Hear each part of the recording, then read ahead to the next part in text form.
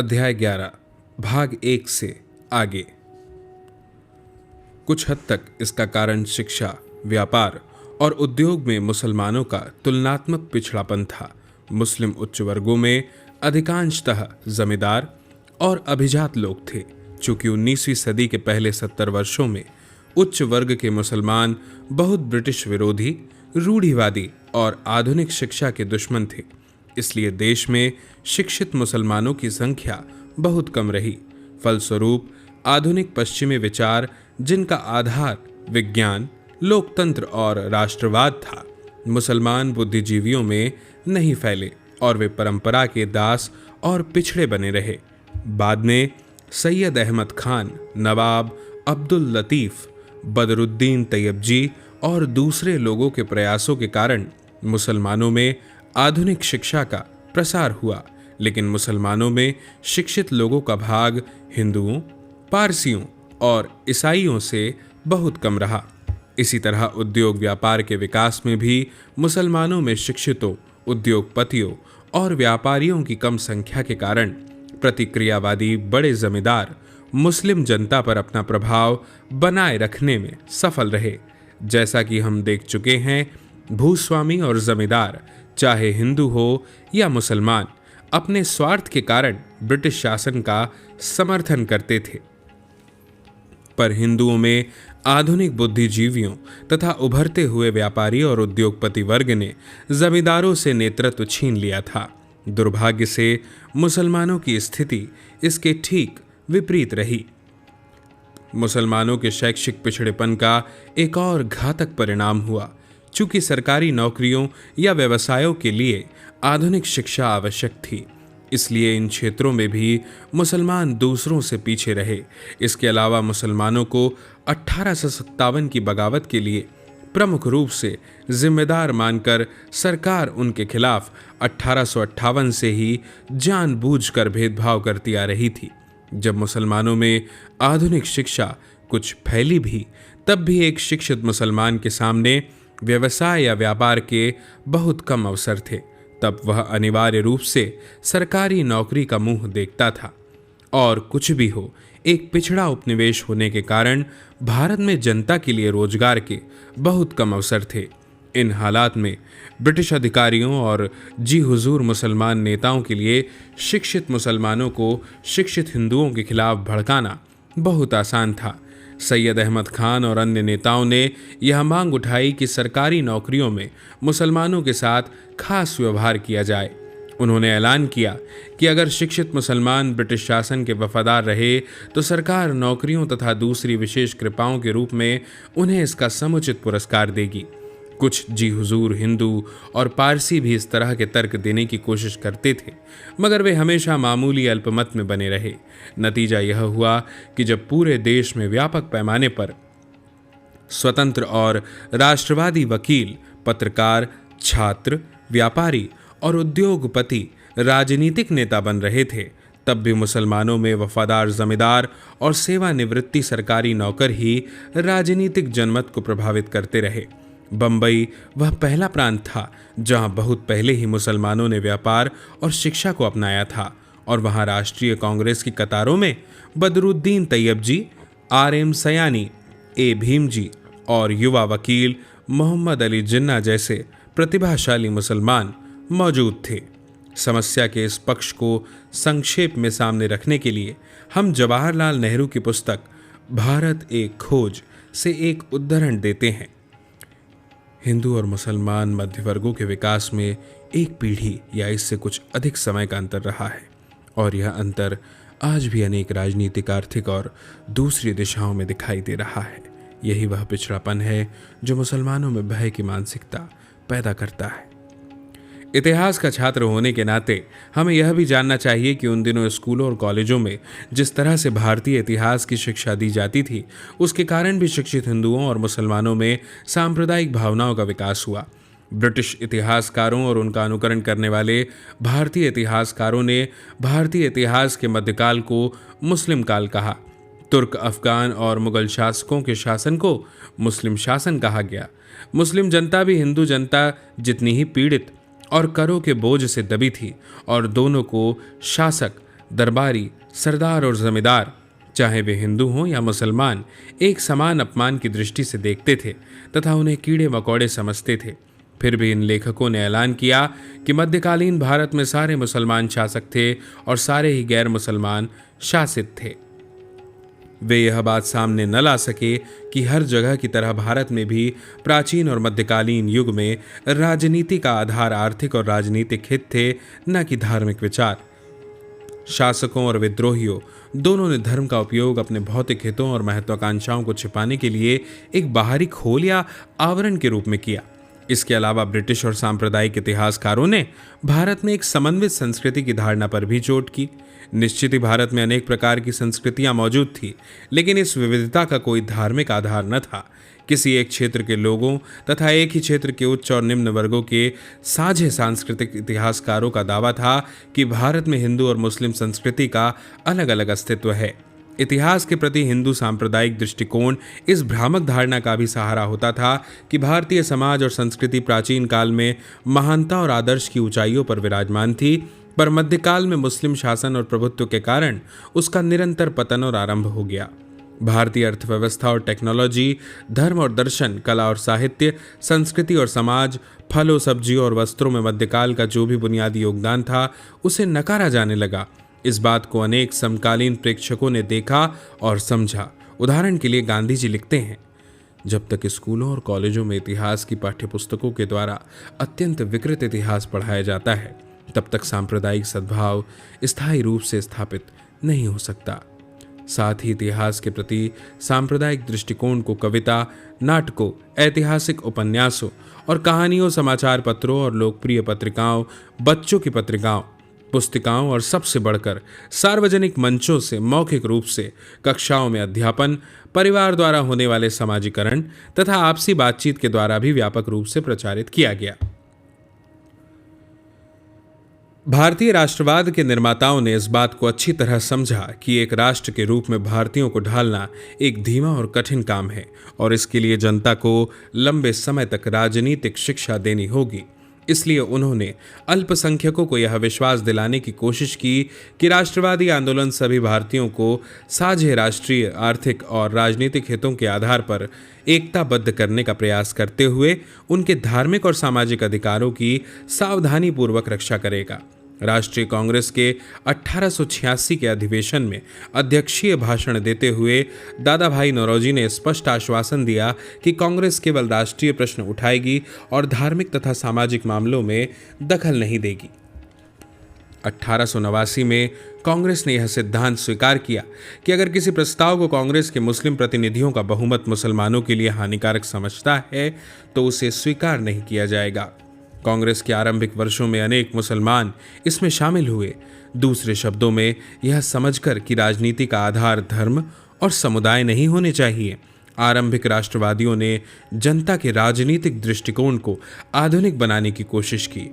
उग्र राष्ट्रवाद जहां सभी दूसरी बातों में आगे की ओर बढ़ा हुआ एक कदम था, वहीं राष्ट्रीय एकता के विकास की दृष्टि से यह एक पिछड़ा हुआ कदम था।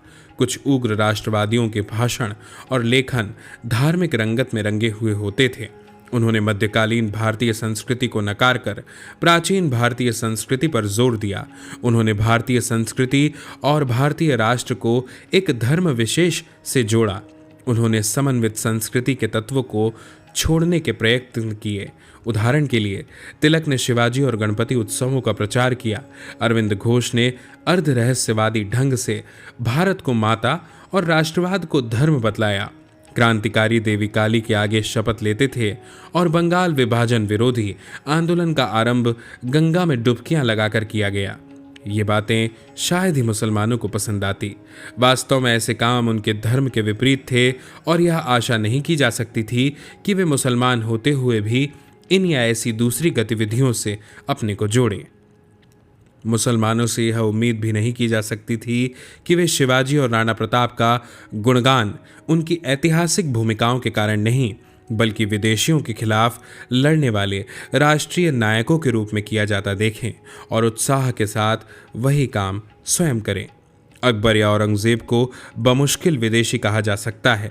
वास्तव में आवश्यकता इस बात की थी कि प्रताप और अकबर या शिवाजी और औरंगजेब की लड़ाई को उसकी विशिष्ट ऐतिहासिक पृष्ठभूमि में एक राजनीतिक संघर्ष के रूप में देखा जाए। अकबर और औरंगजेब को विदेशी कहने तथा प्रताप और शिवाजी को राष्ट्रीय नायक का दर्जा देने का मतलब यह है कि हम 20वीं सदी के भारत में प्रचलित सांप्रदायिक दृष्टिकोण को पीछे के इतिहास पर लागू कर रहे हैं। यह एक विकृति का इतिहास ही नहीं बल्कि राष्ट्रीय एकता के लिए धक्का भी था। इसका मतलब ये नहीं है कि उग्र राष्ट्रवादी मुस्लिम विरोधी या पूरी तरह सांप्रदायवादी थे। ऐसा कुछ भी नहीं है। तिलक समेत उनमें से अधिकांश हिंदू मुस्लिम एकता के समर्थक थे। उनमें से अधिकांश के लिए मातृभूमि या भारत माता की धारणा एक आधुनिक धारणा थी जिसका धर्म से कोई संबंध न था। उनमें से अधिकांश का राजनीतिक चिंतन अतीत के मोह में ग्रस्त न होकर आधुनिक था। आर्थिक बहिष्कार का उनका प्रमुख राजनीतिक अस्त्र और उनका राजनीतिक संगठन दोनों वास्तव में बहुत आधुनिक थे। उदाहरण के लिए 1916 में तिलक ने घोषणा की कि जो भी इस देश की जनता की भलाई का काम करता है वह चाहे मुसलमान हो या अंग्रेज विदेशी नहीं है। विदेशीपन का संबंध हितों से है। विदेशीपन का संबंध निश्चित ही गोरी या काली चमड़ी से या धर्म से नहीं है। यहाँ तक कि क्रांतिकारी भी आयरलैंड, रूस या इटली जैसे यूरोपीय देशों के क्रांतिकारी आंदोलनों से प्रभावित थे, न कि काली पूजा या भवानी पूजा से। पर जैसा कि पहले कहा जा चुका है, उग्र राष्ट्रवादियों के राजनीतिक कार्यों और विचारों की कुछ कुछ हिंदू रंगत हुआ करती थी। यह बात खास तौर पर हानिकारक सिद्ध हुई क्योंकि चालाक ब्रिटिश और ब्रिटिश समर्थक प्रचारकों ने इस हिंदू रंगत का लाभ उठाकर मुसलमानों के मन में जहर भरा। नतीजा ये हुआ कि शिक्षित मुसलमान बड़ी संख्या में उभरते राष्ट्रवादी आंदोलन से अलग रहे या उसके शत्रु बन गए। इस तरह वे आसानी से अलगाववादी दृष्टिकोण के शिकार हो गए। इससे राष्ट्रवादी आंदोलन के लिए अपने बीच से हिंदू सांप्रदायिक राजनीति और विचारधारा के तत्वों का विनाश कर सकना कठिन हो गया। फिर भी वकील अब्दुल रसूल और हसरत मोहानी जैसे प्रगतिशील मुस्लिम बुद्धिजीवी स्वदेशी आंदोलन में बड़ी संख्या में शामिल हुए। मौलाना अबुल कलाम आज़ाद क्रांतिकारियों में शामिल हुए और मोहम्मद अली जिन्ना कांग्रेस के प्रमुख युवक नेताओं में से एक के रूप में विख्यात हुए। इसका कारण यह था कि राष्ट्रीय आंदोलन दृष्टिकोण व विचारधारा में मूलतः धर्मनिरपेक्ष ही बना रहा। जब गांधी जी, चित्तरंजन दास, मोतीलाल नेहरू, जवाहरलाल नेहरू, मौलाना अबुल कलाम आज़ाद, M.A. अंसारी, हकीम अजमल खान, खान अब्दुल गफ्फार खान, सुभाष चंद्र बोस, सरदार पटेल, राजेंद्र प्रसाद और चक्रवर्ती राजगोपालाचारी जैसे नेता सामने आए तो यह धर्मनिरपेक्षता और भी मजबूत हुई।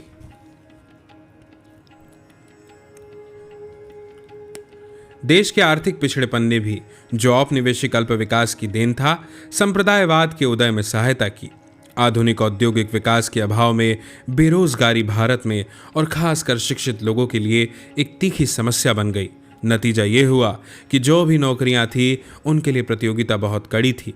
दूरदृष्टि रखने वाले भारतीयों ने इस बीमारी को पहचाना और एक ऐसी आर्थिक राजनीतिक प्रणाली के लिए कार्यरत रहे जिसमें देश का आर्थिक विकास हो और रोजगार की कोई कमी ना रहे। लेकिन दूसरे बहुत से लोगों ने इसके लिए नौकरियों में संप्रदाय, प्रांत या जाति के आधार पर आरक्षण जैसे अल्पदर्शी और अल्प अवधि वाले हल सुझाए। रोजगार के उपलब्ध और सीमित अवसरों में एक बड़ा हिस्सा पाने के लिए उन्होंने सांप्रदायिक और धार्मिक भावनाएं तथा बाद में जातिगत और प्रांतीय भावनाएं भी भड़काने की कोशिशें की। जो लोग हताश होकर रोजगार ढूंढ रहे थे उनके लिए ऐसे संकुचित विचारों के प्रति कुछ तात्कालिक आकर्षण अवश्य था। इस स्थिति में सांप्रदायिक हिंदू मुसलमान नेताओं, जातियों के नेताओं और बाटों तथा राज करो की नीति चलाने वाले अधिकारीगण को कुछ सफलता अवश्य मिली। अनेक हिंदू राष्ट्रवाद की ओर, अनेक मुसलमान मुस्लिम राष्ट्रवाद की बातें करने लगे।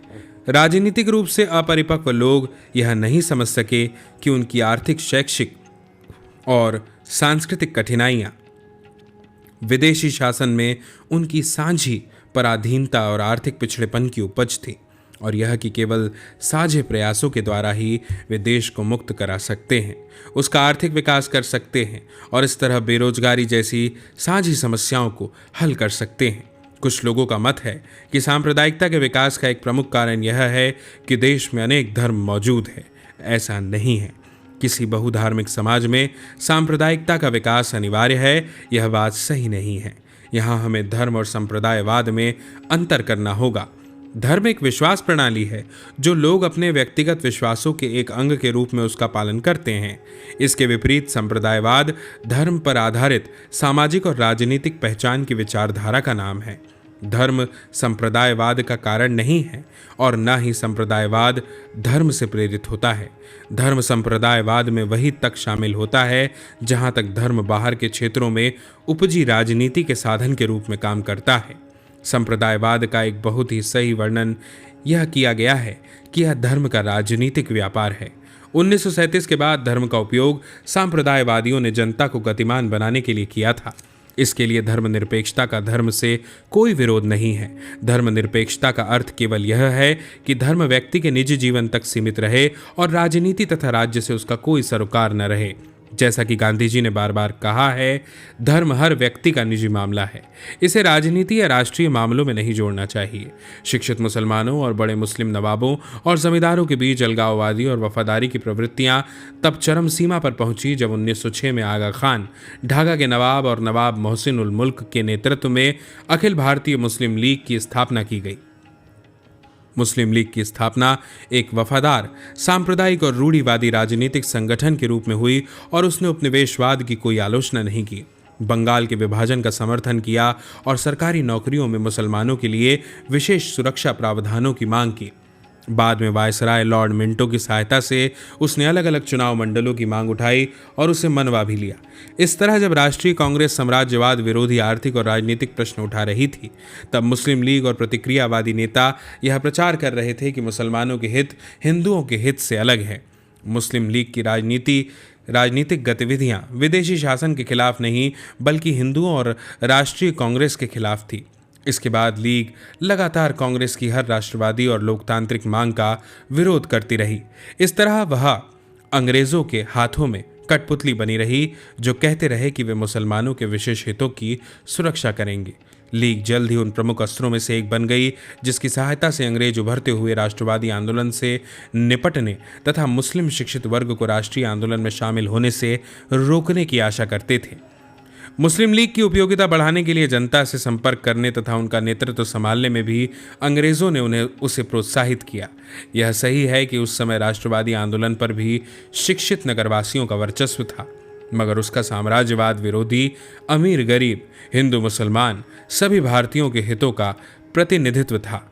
दूसरी ओर मुस्लिम लीग और उसके उच्च वर्गीय नेताओं के हितों की मुस्लिम जनता के हितों से बहुत कम समानता थी और यह मुस्लिम जनता भी हिंदू जनता की ही तरह विदेशी साम्राज्यवाद से पीड़ित थी। लीग की यह बुनियादी कमजोरी देशभक्त मुसलमानों पर धीरे धीरे स्पष्ट होती गई। शिक्षित मुसलमान युवक खास तौर पर उग्र राष्ट्रवादी विचारों से आकर्षित थे। इसी समय मौलाना मोहम्मद अली, हकीम अजमल खान और मजहरुल हक के नेतृत्व में उग्र राष्ट्रवादी अहरार आंदोलन की स्थापना हुई। ये युवक अलीगढ़ संप्रदाय तथा बड़े नवाबों और जमींदारों की वफादारी की राजनीति को नापसंद करते थे। स्वशासन के आधुनिक विचारों से प्रेरित होकर उन्होंने उग्र राष्ट्रवादी आंदोलन में सक्रिय भागीदारी के पक्ष में प्रचार किया। ऐसे ही राष्ट्रवादी भावनाएं पारंपरिक मुसलमानों उलेमाओं के एक भाग में भी उभर रही थी। इनका नेतृत्व मदरसा देवबंद करता था। इन विद्वानों में सबसे प्रमुख थे मौलाना अबुल कलाम आज़ाद, जिन्होंने अपने समाचार पत्र अल हिलाल में बुद्धिवादी और राष्ट्रीय विचारों का प्रचार किया। इस पत्र की स्थापना उन्होंने 1912 में की थी, जब वे केवल 24 वर्ष के थे। मौलाना मोहम्मद अली आज़ाद और दूसरे युवकों ने साहस और निर्भयता का संदेश दिया और कहा कि इस्लाम और राष्ट्रवाद का आपस में कोई विरोध नहीं है। 1911 में तुर्की की उस्मानिया सल्तनत और इटली के बीच लड़ाई छिड़ गई और 1912 से 13 में तुर्की का बाल्कन के देशों से युद्ध हुआ। उस समय तुर्की का शासक स्वयं को खलीफा यानी तमाम मुसलमानों का धर्मगुरु भी कहता था। इसके अलावा मुसलमानों के लगभग सभी धर्म स्थल तुर्की के साम्राज्य में स्थित थे। भारत में तुर्की के प्रति सहानुभूति की लहर दौड़ गई। डॉक्टर एम ए अंसारी के नेतृत्व में तुर्की की सहायता के लिए एक मेडिकल मिशन भेजा गया। चूंकि बाल्कन युद्ध के दौरान उसके बाद भी ब्रिटेन की नीति तुर्की के प्रति सहानुभूतिपूर्ण नहीं थी, इसलिए तुर्की समर्थक और खलीफा समर्थक यानी मुखालफत की भावनाएं साथ ही साम्राज्यवाद विरोधी भी हो गई। वास्तव में अनेक वर्षों तक अर्थात 1912 से 1924 तक मुस्लिम लीग राष्ट्रवादी युवकों के सामने पूरी तरह दबे रहे। दुर्भाग्य से बुद्धिवादी विचारों वाले आजाद जैसे कुछ एक लोगों को छोड़कर अधिकांश उग्र राष्ट्रवादी मुस्लिम युवकों ने राजनीति के प्रति आधुनिक धर्मनिरपेक्ष दृष्टिकोण को भी पूरी तरह स्वीकार नहीं किया। परिणाम यह हुआ कि जिस प्रश्न को सबसे महत्वपूर्ण प्रश्न के रूप में उन्होंने उठाया वह राजनीतिक स्वाधीनता का नहीं बल्कि धर्मस्थानों और तुर्क साम्राज्य की रक्षा का प्रश्न था। साम्राज्यवाद के आर्थिक और राजनीतिक दुष्परिणामों को समझने और उनका विरोध करने के बजाय वे साम्राज्यवाद से इस बात पर लड़ रहे थे कि वह खलीफा और उनके धर्म स्थानों के लिए एक खतरा था। तुर्की के प्रति उनकी सहानुभूति का आधार भी धार्मिक था। उनका राजनीतिक अपील धार्मिक भावनाओं को संबोधित थी। इसके अलावा जिन नायकों, कथाओं और सांस्कृतिक परंपराओं का सहारा लिया वे प्राचीन व मध्यकालीन भारतीय इतिहास की न थी बल्कि पश्चिमी एशिया के इतिहास से ली गई थी। यह सही है कि इस दृष्टिकोण का भारतीय राष्ट्रवाद से तत्काल कोई टकराव नहीं हुआ बल्कि उसने अपने समर्थकों को साम्राज्यवाद विरोधी ही बनाया और शिक्षित मुसलमानों में राष्ट्रवाद की प्रवृत्ति को बल पहुंचाया। लेकिन कालांतर में यह दृष्टिकोण भी हानिकारक सिद्ध हुआ क्योंकि इसने राजनीतिक प्रश्नों को धार्मिक दृष्टिकोण से देखने की आदत को मजबूत बनाया। खैर, कुछ भी हो, इस तरह की राजनीतिक गतिविधि मुस्लिम जनता में आर्थिक और राजनीतिक प्रश्नों पर एक आधुनिक और धर्मनिरपेक्ष दृष्टिकोण के विकास में सहायक नहीं हुई। इसी के साथ हिंदू सांप्रदायिकता का भी जन्म हो रहा था और हिंदू सांप्रदायिक विचार फैल रहे थे। अनेक हिंदू लेखकों और राजनीतिक कार्यकर्ताओं ने मुस्लिम सांप्रदायिकता और मुस्लिम लीग के विचारों और कार्यक्रमों को ही दोहराया। 1870 के बाद से ही हिंदू जमींदारों, सूदखोरों और मध्यवर्गीय पेशेवर लोगों ने मुस्लिम विरोधी भावनाएं भड़काना आरंभ कर दिया था। भारतीय इतिहास की औपनिवेशिक समझ को पूरी तरह अपनाकर ये लोग मध्यकाल में निरंकुश मुस्लिम शासन की और मुसलमानों के उत्पीड़न से हिंदुओं को बचाने के संबंध में अंग्रेजों की मुक्तिदायी भूमिका की बातें करते थे और उसके बारे में मिलते थे। संयुक्त प्रांत और बिहार में उन्होंने सही तौर पर हिंदी का सवाल उठाया मगर उसे एक सांप्रदायिक रंग दे दिया और इस अनैतिहासिक धारणा का प्रचार किया कि उर्दू मुसलमानों की तथा हिंदी हिंदुओं की भाषा है। 1890 के तत्काल बाद के वर्षों में पूरे भारत में गौ हत्या विरोधी प्रचार अभियान चलाया गया। यह अभियान अंग्रेजों के नहीं बल्कि मुसलमानों के खिलाफ था। उदाहरण के लिए ब्रिटिश फौजी छावनियों को बड़े पैमाने पर गौ हत्या करने के लिए खुला छोड़ दिया गया। 1909 में पंजाब हिंदू सभा की स्थापना हुई। इसके नेताओं ने राष्ट्रीय कांग्रेस पर इस बात के लिए चोटें की कि वे सभी भारतीयों को एक राष्ट्र के रूप में एकजुट करना चाहते हैं। उन्होंने कांग्रेस की साम्राज्यवाद विरोधी राजनीति का विरोध किया। इसके बजाय उन्होंने कहा कि मुसलमानों के खिलाफ संघर्ष से हिंदू विदेशी सरकार को खुश रखें। इसके एक नेता लालचंद ने घोषणा की कि हिंदू स्वयं को पहले हिंदू और फिर भारतीय माने। अप्रैल 1915 में कासिम बाजार के महाराजा की अध्यक्षता में अखिल भारतीय हिंदू महासभा का पहला अधिवेशन हुआ, पर वर्षों तक यह कुछ कमजोर संगठन ही बना रहा। इसका एक कारण यह था कि आधुनिक धर्मनिरपेक्ष बुद्धिजीवियों और मध्य वर्ग का हिंदुओं में ज्यादा असर था। दूसरी ओर मुसलमानों पर प्रमुख प्रभाव अभी भी जमींदारों, नौकरशाहों और पारंपरिक धार्मिक मुल्लाओं का ही था। इसके अलावा औपनिवेशिक सरकार हिंदू संप्रदायवाद को कम सहायता और समर्थन देती थी क्योंकि वह मुस्लिम संप्रदायवाद पर बुरी तरह निर्भर थी और एक ही साथ दोनों तरह के संप्रदायवाद को आसानी से खुश नहीं रख सकती थी। राष्ट्रवादी और प्रथम विश्व युद्ध। जून 1914 में पहला विश्व युद्ध आरंभ हुआ। इसमें एक और ब्रिटेन, फ्रांस, इटली, रूस और जापान थे और अमेरिका भी बाद में उनसे आ मिला तथा दूसरी ओर जर्मनी, ऑस्ट्रिया हंगरी और तुर्की थे। युद्ध के ये वर्ष भारत में राष्ट्रवाद के परिपक्व होने के दिन थे। आरंभ में लोकमान्य तिलक समेत जो जून 1914 में जेल से छूटे थे, भारतीय राष्ट्रवादी नेताओं ने सरकार के युद्ध प्रयासों में सहयोग का निश्चय किया। यह निश्चय इस गलत धारणा पर आधारित था कि कृतज्ञ होकर ब्रिटेन भारत की वफादारी का पुरस्कार देगा और भारत स्वशासन की ओर एक लंबी छलांग लगाने में समर्थ होगा। उन्होंने इस बात को पूरी तरह नहीं समझा कि प्रथम विश्व युद्ध की विभिन्न शक्तियां अपने उपनिवेशों को सुरक्षित रखने के लिए ही लड़ रही थी। Home rule league. साथ ही अनेक भारतीय नेताओं ने स्पष्ट रूप से समझा कि सरकार तब तक कुछ वास्तविक आधार नहीं देगी जब तक कि उसके ऊपर जनता का दबाव न डाला जाए। इसलिए एक वास्तविक राजनीतिक जन आंदोलन आवश्यक था। कुछ और कारण भी राष्ट्रवादी आंदोलन को इस दिशा में धकेल रहे थे। प्रथम विश्व युद्ध ने, जिसमें यूरोप की साम्राज्यवादी शक्तियां आपस में लड़ रही थी, एशियाई जनता के मुकाबले यूरोप के कारण भारत के निर्धन वर्गों की बदहाली और भयानक हुई। उनके लिए युद्ध का मतलब था करों का भारी बोझ और रोजमर्रा की जरूरतों का लगातार महंगा होना। ये वर्ग किसी भी जुझारू विरोध आंदोलन में शामिल होने के लिए तैयार थे। परिणाम स्वरूप युद्ध के ये वर्ष तीखे राष्ट्रवादी राजनीतिक आंदोलन के वर्ष थे।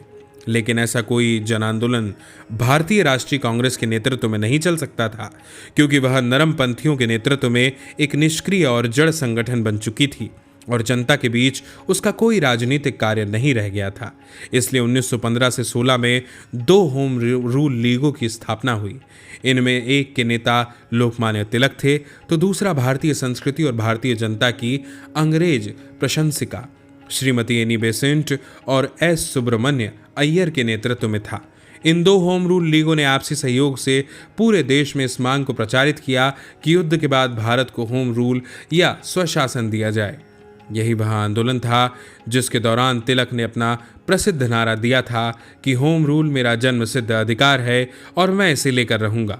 इन 2 लीगों ने बहुत तेजी से प्रगति की और होम रूल की मांग पूरे देश में गूंजने लगी। कांग्रेस की निष्क्रियता से दुखी अनेक नरमपंथी राष्ट्रवादी भी होम रूल लीग में शामिल हो गए। इन होम रूल लीगों पर जल्द ही सरकार का प्रकोप टूटा। जून 1917 में एनी बेसेंट को गिरफ्तार कर लिया गया। जनता के विरोध के कारण सरकार ने मजबूर होकर सितंबर 1917 में उन्हें छोड़ दिया। युद्ध के इस काल में क्रांतिकारी आंदोलन का भी विकास हुआ। क्रांतिकारी संगठन बंगाल और महाराष्ट्र से लेकर पूरे उत्तरी भारत तक फैल गए। इसके अलावा अनेक भारतीय ब्रिटिश शासन को उखाड़ फेंकने के लिए सशस्त्र विद्रोह की योजना बनाने लगे। अमेरिका और कनाडा में बसे भारतीय क्रांतिकारियों ने 1913 में गदर पार्टी की स्थापना की। इस पार्टी के अधिकांश सदस्य पंजाब के सिख किसान और भूतपूर्व सैनिक थे, जो वहां रोजी रोटी की तलाश में गए थे और जिनको वहां खुले रूप से नस्ली और आर्थिक भेदभाव का सामना करना पड़ता था। लाला हरदयाल, मोहम्मद बरकतुल्ला, भगवान सिंह, रामचंद्र और सोहन सिंह भखना गदर पार्टी के कुछ प्रमुख नेता थे। पार्टी का आधार उसका साप्ताहिक पत्र गदर था, जिसके सिरे पर अंग्रेजी राज का दुश्मन शब्द लिखे होते थे। पत्र गदर ने एक विज्ञापन छापा, भारत में विद्रोह फैलाने के लिए बहादुर सिपाहियों की आवश्यकता है। तनख्वाह मौत, इनाम शहादत, पेंशन आज़ादी, लड़ाई का मैदान भारत है। इस पार्टी की विचारधारा बहुत ही धर्मनिरपेक्ष थी। सोहन सिंह भखना, जो बाद में पंजाब के एक प्रमुख किसान नेता बने, के शब्दों में, हम सिख या पंजाबी नहीं थे, हमारा धर्म देशभक्ति था। मैक्सिको, जापान, चीन, Philippine, Malaya, Singapore, Thailand, Hind चीन तथा पूर्वी और दक्षिणी अफ्रीका जैसे दूसरे देशों में भी पार्टी के सक्रिय सदस्य मौजूद थे। गदर पार्टी ने भारत में अंग्रेजों से लड़ने के लिए क्रांतिकारी युद्ध चलाने का संकल्प किया था। 1914 में जैसे ही प्रथम विश्व युद्ध फूटा, गदरपंथी हथियार और धन भारत भेजने लगे कि यहाँ के सैनिकों और स्थानीय क्रांतिकारियों की सहायता से विद्रोह आरंभ किया जाए। कई हजार लोगों ने भारत वापस जाने की इच्छा प्रकट की। उनके खर्च के लिए कई लाख डॉलर की रकम जमा हो गई। कईयों ने अपनी जीवन भर की बचाई रकम दे दी या जमीन जायदाद बेच दी। गदरपंथियों ने सुदूर पूर्व, दक्षिण पूर्वी एशिया और पूरे भारत में सैनिकों से संपर्क किया और अनेक रेजिमेंटों को विद्रोह के लिए तैयार कर लिया। अंततः पंजाब में सशस्त्र विद्रोह के लिए 21 फरवरी 1915 की तारीख निश्चित हुई। दुर्भाग्य से अधिकारियों को इन योजनाओं का पता चल गया और उन्होंने तत्काल कार्रवाई की। विद्रोही रेजिमेंटों को तोड़ दिया गया और उनके नेताओं को जेल या फांसी की सजाएं दी गई। उदाहरण के लिए 23वें घुड़सवार दस्ते के 12 लोगों को फांसी दी गई। पंजाब में गदर पार्टी के नेता और सदस्य बड़े पैमाने पर गिरफ्तार कर लिए गए। उन पर मुकदमा चलाया गया, जिसमें 42 को फांसी, 114 को उम्र कैद और 93 को लंबी लंबी जेल सजाएं दी गई। उनमें से अनेक ने रिहा होने के बाद पंजाब में किर्ती, मजदूर और कम्युनिस्ट आंदोलनों की स्थापना की। कुछ प्रमुख गदर नेता इस प्रकार थे: बाबा गुरमुख सिंह, करतार सिंह सराभा, सोहन सिंह भखना, रहमत अली शाह, भाई परमानंद और मौलवी बरकतुल्लाह। गदर पार्टी से प्रेरित होकर सिंगापुर में 5वीं लाइट इन्फेंट्री के 700 लोगों ने जमादार चिश्ती खान और सूबेदार डुंडे खान के नेतृत्व में विद्रोह किया। एक तीखी लड़ाई के बाद वे कुचल दिए गए। इस लड़ाई में अनेक लोग मारे गए, दूसरे 37 लोगों को सार्वजनिक रूप से फांसी दे दी गई और 41 को उम्र कैद की सजा मिली। भारत में और बाहर दूसरे क्रांतिकारी भी सक्रिय थे। 1915 में एक असफल क्रांतिकारी प्रयास में जतिन मुखर्जी, जिन्हें बाधा जतिन कहा जाता था, बालासोर में पुलिस से लड़ते हुए मारे गए। रास बिहारी बोस, राजा महेंद्र प्रताप, लाला हरदयाल, अब्दुल रहीम, मौलाना उबैदुल्ला सिंधी, चंपक रमन पिल्ले, सरदार सिंह राणा और मादाम भिकाजी कामा कुछ ऐसे प्रमुख भारतीय थे जिन्होंने भारत से बाहर क्रांतिकारी गतिविधियां चलाई, क्रांतिकारी प्रचार किया और समाजवादियों तथा दूसरे साम्राज्यवाद विरोधियों का समर्थन भारत की स्वाधीनता के लिए प्राप्त किया। कांग्रेस का लखनऊ अधिवेशन 1916। राष्ट्रवादियों को जल्दी पता चल गया कि उनकी फूट से उनके उद्देश्य की हानि हो रही थी और इसलिए उन्हें सरकार के विरोध में एकजुट होना चाहिए। देश में बढ़ रही राष्ट्रवादी भावना और राष्ट्रीय एकता की आकांक्षा के कारण 1916 में कांग्रेस के लखनऊ अधिवेशन में ऐतिहासिक महत्व की दो घटनाएं हुई। पहली यह कि कांग्रेस के दोनों हिस्से फिर से एक हो गए। पुराने विवादों का अब कोई अर्थ नहीं रह गया था और फूट के कारण कांग्रेस राजनीतिक निष्क्रियता का शिकार हो गई थी। 1914 में जेल से रिहा होने के बाद तिलक ने फौरन बदली हुई स्थिति को समझा और कांग्रेसियों के दोनों समूहों को एकजुट करने में लग गए। नरमपंथी राष्ट्रवादियों को मनाने के लिए उन्होंने यह घोषणा की, मैं हमेशा हमेशा के लिए यह बात कह दूं कि जैसा कि आयरलैंड में आयरिश होम रूलवादी कर रहे हैं, हम भी भारत में प्रशासन प्रणाली में सुधार के प्रयास कर रहे हैं, न कि सरकार को उखाड़ फेंकने के। मुझे कहने में कोई हिचक नहीं है कि देश के विभिन्न भागों में हिंसा के जो काम किए गए हैं वे न केवल मुझे अरुचिकर हैं, बल्कि मेरी राय में उन्होंने दुर्भाग्य से हमारी राजनीतिक प्रगति की गति को काफ़ी हद तक धीमा किया है। दूसरी तरफ राष्ट्रवाद की उभरती लहर ने पुराने नेताओं को भी मजबूर किया कि वे लोकमान्य तिलक और अन्य उग्र राष्ट्रवादियों के कांग्रेस में दोबारा आने का स्वागत करें। कांग्रेस का लखनऊ अधिवेशन 1907 के बाद एकता का पहला अधिवेशन था। इसने स्वशासन के लिए और भी संवैधानिक सुधारों की मांग की। दूसरे लखनऊ में अपने पुराने मतभेद भुलाकर कांग्रेस और मुस्लिम लीग ने सरकार के सामने साझी राजनीतिक मांगे रखी। युद्ध और दो होम रूल लीगों के कारण जब देश में एक नई भावना पैदा हो रही थी, कांग्रेस का चरित्र बदल रहा था, तब मुस्लिम लीग में भी धीरे धीरे परिवर्तन आ रहे थे। हमने पहले ही देखा है कि शिक्षित मुसलमान युवक उग्र राष्ट्रवादी राजनीति को अपना रहा था। युद्ध के कारण इस दिशा में और भी विकास हुआ। फलस्वरूप 1914 में सरकार ने अबुल कलाम आजाद के पत्र अल हिलाल और मौलाना मोहम्मद अली के पत्र कॉमरेड को बंद कर दिया। उसने अली भाइयों मौलाना मोहम्मद अली और शौकत अली, हसरत मोहानी और अबुल कलाम आज़ाद को नज़रबंद कर लिया। कम से कम अंशतः ही सही युवकों की इस राजनीतिक उग्रता की अभिव्यक्ति लीग में भी हुई। धीरे धीरे उसने अलीगढ़ संप्रदाय के सीमित राजनीतिक दृष्टिकोण के खोल से बाहर निकलना आरंभ किया और कांग्रेस की नीतियों के करीब आने लगी। कांग्रेस और लीग की यह एकता कांग्रेस लीग समझौते पर हस्ताक्षर के साथ स्थापित हुई। उसे आमतौर पर लखनऊ समझौते के नाम से जाना जाता है। इन दोनों को करीब लाने में एक महत्वपूर्ण भूमिका लोकमान्य तिलक और मोहम्मद अली जिन्ना की रही, क्योंकि दोनों मानते थे कि केवल हिंदू मुस्लिम एकता के द्वारा ही भारत को स्वशासन प्राप्त हो सकता है। तब तिलक ने घोषणा की थी, महानुभावों, कुछ लोगों ने यह बात कही है कि हम हिंदुओं ने अपने मुसलमान भाइयों को बहुत सी छूटें दी हैं। मुझे विश्वास है कि जब मैं यह कहता हूँ कि हम बहुत कुछ दे नहीं सकते, तो मैं पूरे भारत के हिंदू समुदाय की भावना का प्रतिनिधित्व कर रहा हूँ। अगर स्वशासन के अधिकार केवल मुस्लिम समुदाय को दिए जाएं, तो भी मुझे परवाह नहीं होगी। अगर ये अधिकार हिंदू जनता के निचले और सबसे निचले वर्गों को दिए जाएं, तो भी मुझे परवाह नहीं होगी। जब हम एक तीसरे दल से लड़ रहे हों, तो यह आवश्यक है कि हम इस मंच पर नस्ल से एकजुट, धर्म से एकजुट और सभी तरह के राजनीतिक विश्वासों से एकजुट होकर खड़े हों। कांग्रेस और मुस्लिम लीग दोनों ने अपने अधिवेशन में एक ही प्रस्ताव पारित किए। अलग अलग चुनाव मंडलों के आधार पर राजनीतिक सुधारों की एक साझी योजना सामने रखी और मांग की कि ब्रिटिश सरकार यथाशीघ्र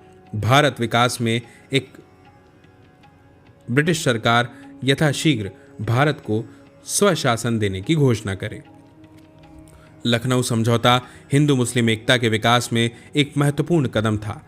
दुर्भाग्य से इसने हिंदू और मुस्लिम जनता को शामिल नहीं किया और अलग अलग चुनाव मंडलों के घातक सिद्धांतों को स्वीकार कर लिया। यह इस धारणा पर आधारित था कि शिक्षित हिंदुओं और मुसलमानों को दो अलग अलग राजनीतिक इकाइयां मानकर फिर उनको साथ लाया जाए। दूसरे शब्दों में, उनके राजनीतिक दृष्टिकोण को धर्मनिरपेक्ष बनाने का प्रयास नहीं किया गया, जिससे वे समझ सके कि राजनीति में हिंदू या मुसलमान के रूप में उनके अलग अलग हित नहीं हैं। इसलिए लखनऊ समझौते के बाद भी भविष्य में भारतीय राजनीति में संप्रदायवाद के फिर से सिर उठाने की गुंजाइश बनी रह गई। फिर भी लखनऊ की घटनाओं का अत्यधिक तात्कालिक प्रभाव पड़ा। नरमपंथी और उग्र राष्ट्रवादियों के बीच तथा राष्ट्रीय कांग्रेस और मुस्लिम लीग के बीच एकता स्थापित होने से देश अत्यधिक राजनीतिक उत्साह से भर उठा। यहाँ तक कि ब्रिटिश सरकार ने भी राष्ट्रवादियों को खुश करना अब जरूरी समझा। अभी तक वह राष्ट्रवादी आंदोलन को कुचलने के लिए भयानक दमन का सहारा लेती आ रही थी। उग्र राष्ट्रवादियों और क्रांतिकारियों को बड़ी संख्या में जेलों में डाला गया था या बदनाम भारत रक्षा कानून और ऐसे ही दूसरे कानूनों के अंतर्गत नजरबंद किया गया था। अब सरकार ने राष्ट्रवादी जनमत को संतुष्ट करने का फैसला किया और 20 अगस्त 1917 को उसने घोषणा की कि ब्रिटिश साम्राज्य के एक अभिन्न अंग के रूप में भारत में एक उत्तरदायी सरकार की आधिकारिक स्थापना की दृष्टि से स्वशासी संस्थाओं का क्रमिक विकास करना उसकी नीति थी। फिर जुलाई 1918 में मॉन्टेस्क्यू चेम्सफोर्ड सुधारों की घोषणा की गई, पर भारतीय राष्ट्रवाद इतने से ही संतुष्ट न हो सका। वास्तव में अब राष्ट्रीय आंदोलन इस स्थिति में था कि शीघ्र ही अपने तीसरे और अंतिम चरण में प्रवेश कर सके। यह चरण गांधीवादी युग के जन संघर्षों का चरण था।